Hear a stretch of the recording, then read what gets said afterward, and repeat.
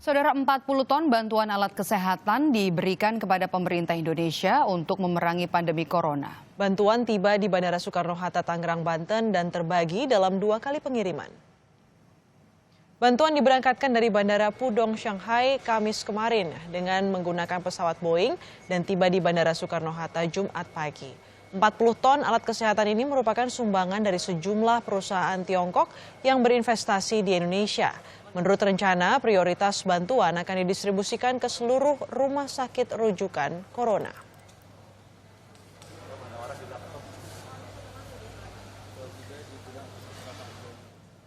Informasi selengkapnya kita bergabung dengan jurnalis Kompas TV Jonah Hamonangan dari Bandara Soekarno-Hatta, Tangerang, Banten. Selamat siang Jonah, dari mana 40 ton bantuan alat kesehatan ini dan apa saja isinya? Ya, selamat siang Astrid dan saudara. Terkait dengan bantuan yang datang ini sebesar 40 ton, di mana terbagi dalam 2 batch.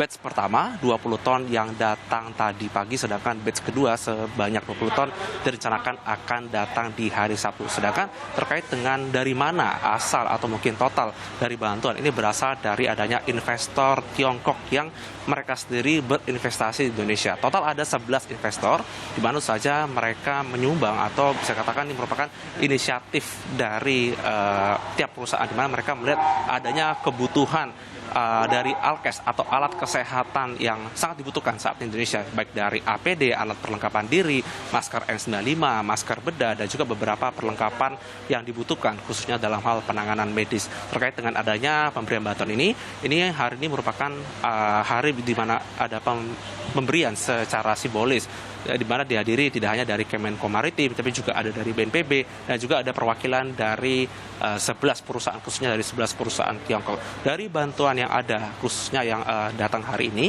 menggunakan pesawat Garuda Indonesia, lebih tepatnya dengan pesawat Boeing 777 dan berangkat dari airport Shanghai Pudong kemarin malam dan sampai tadi subuh di Jakarta pukul 1.35. Dan dari keseluruhan bantuan memang tidak bisa keseluruhan bantuan dikirimkan dalam satu penerbangan karena memang ada kapasitas yang tidak bisa seluruhnya diangkut dengan pesawat Garuda 777 ini. Yang pasti terkait dengan bantuan ini, nanti ini merupakan sebuah cara yang dilakukan dari BNPB agar bisa memaksimalkan dan memberikan stok logistik khususnya kepada tim medis, apakah itu baik dokter atau perawat, agar mereka sendiri tidak perlu khawatir akan adanya kekurangan dari stok khususnya dari kebutuhan seperti APD dan beberapa perlengkapan lainnya. Astrid. Jonah, bagaimana mekanisme pembagian dari APD ini dan bantuan ini? Di mana prioritasnya daerahnya?